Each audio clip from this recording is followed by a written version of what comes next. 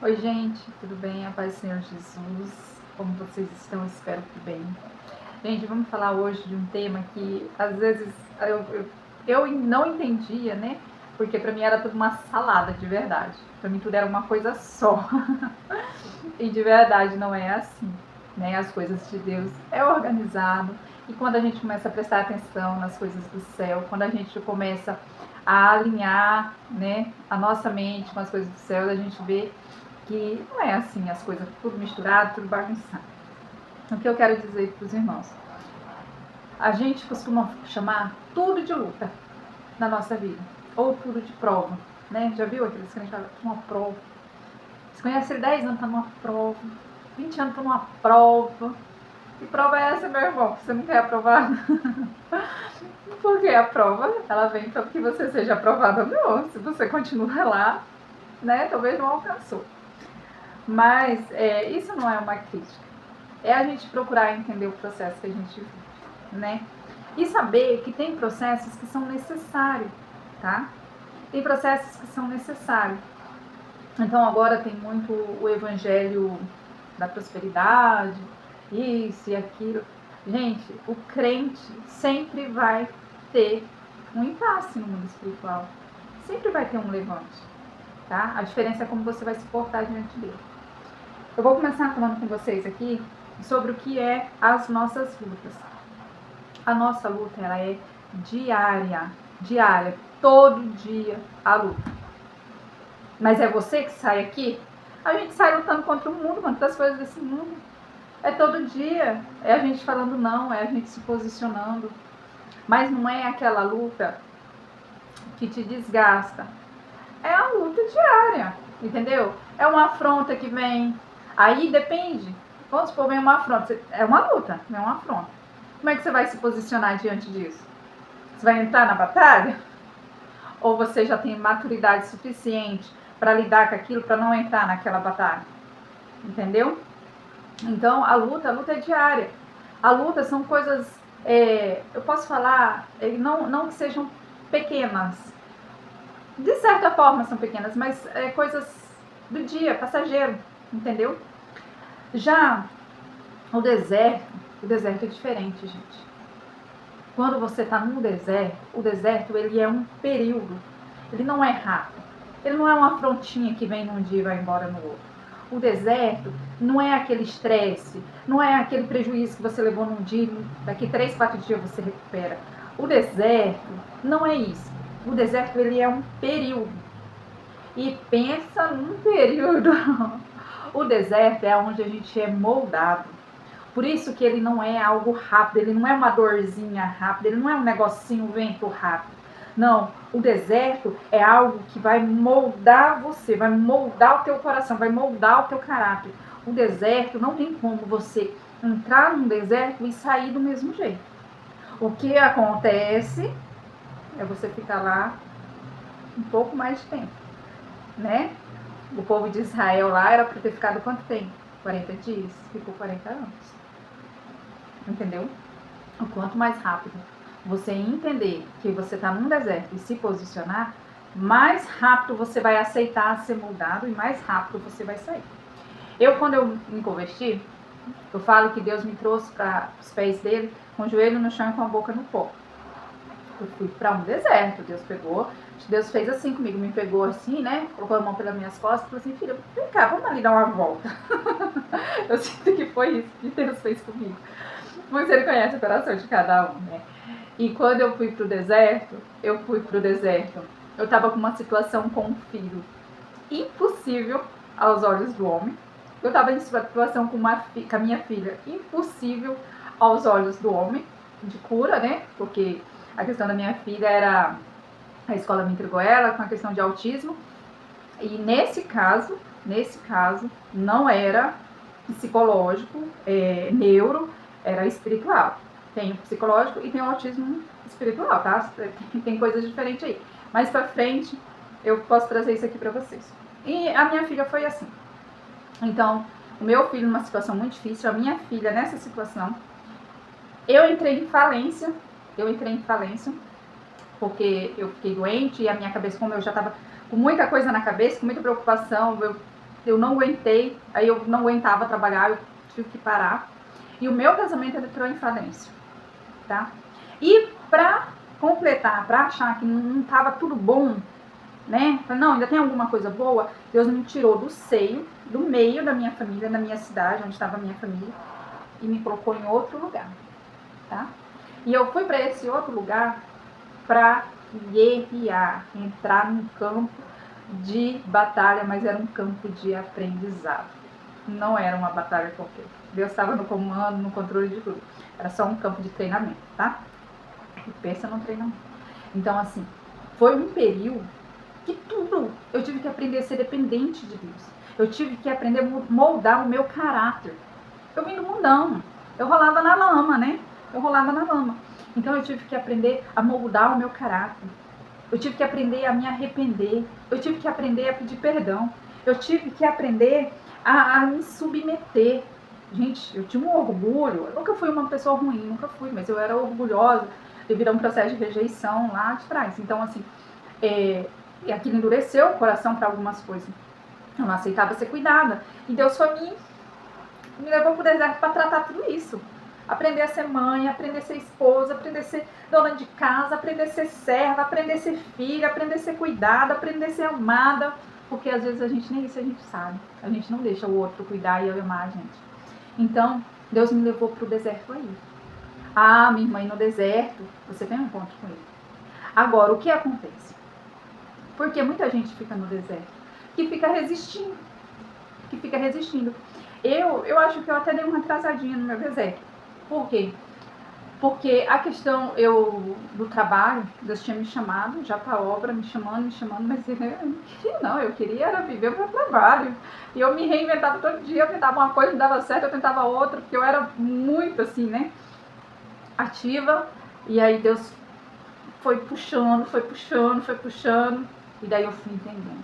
Eu falei, opa, né, vamos me submeter?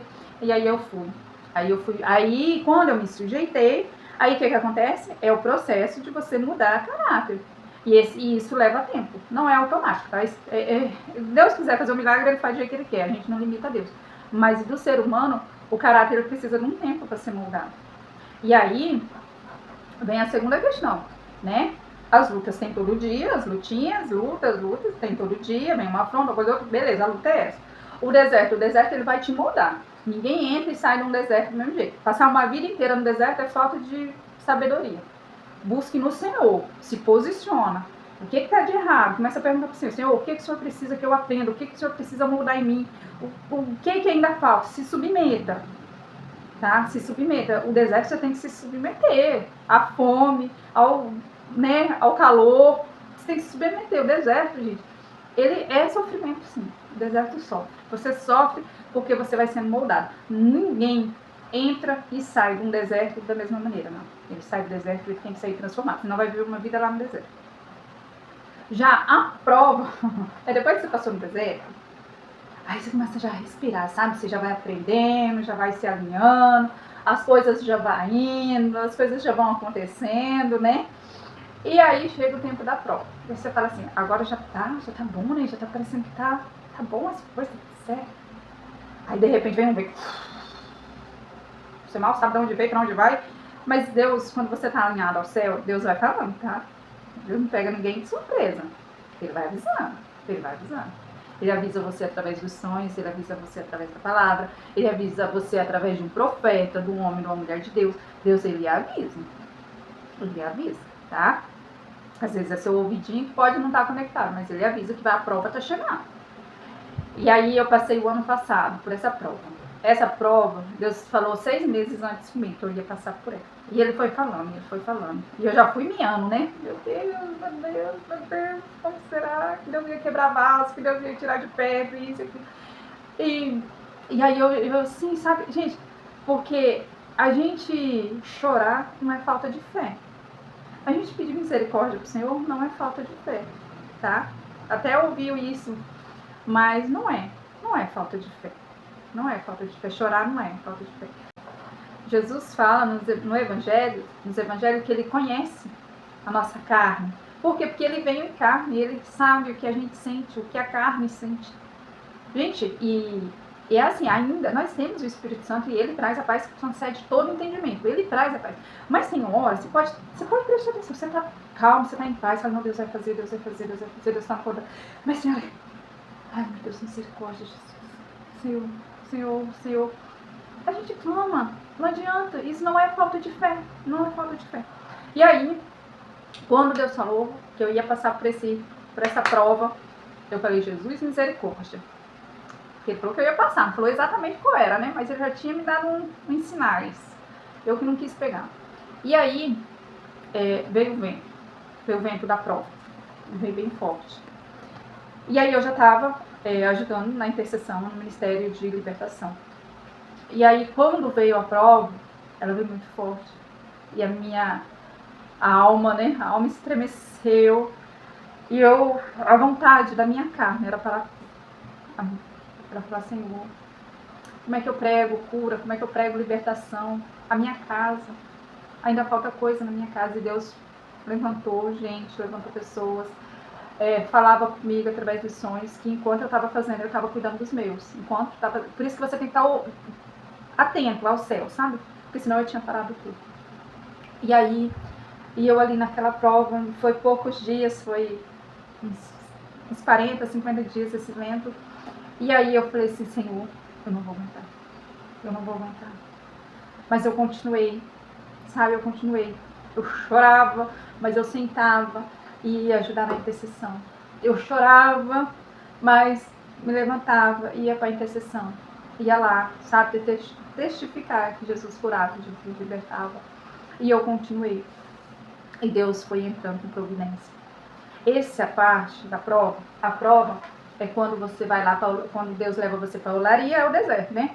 Você é amassado, amassado, amassado. Aí depois que você foi bem amassado, assado, aí o oleiro faz isso aqui, ó. A prova é isso, tá? Vai bater para ver se você tá firme mesmo, tá? A palavra do Senhor fala em 1 Pedro 7 fala que a nossa fé é provada como ouro no fogo. Entendeu? Assim como o fogo refina o ouro, a nossa fé é provada pelo fogo, tá? E é assim, e quando você passa, gente, nosso Deus é um Deus de amor, é um Deus de misericórdia, mas a gente tem uma missão aqui na Terra. Gente, a gente não veio à Terra a passeio, para com isso. Você tem um determinado, chegou e tem um dia certo para ir. Deus já te planejou lá, antes de você entrar na barriga da tua mãe, Deus já tinha uma promessa, já tinha um projeto para você. Ele já tinha uma missão para você. Ele precisa que você se posicione para você viver a missão. E se eu não me posicionar? Ele não vai deixar o outro perecer por causa de você. Ele vai levantar uma outra pessoa e vai. Mas eu vou te falar, se você for escolhido, você vai igual o Jonas. Tá? Vai igual o Jonas. Você vai miando, gritando, chorando, resmungando, como é que você vai? Você vai. Tá bom? Então é assim.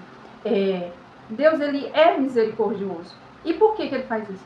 Gente, quando a gente passa por um deserto, a gente tem uma intimidade com o Senhor diferente.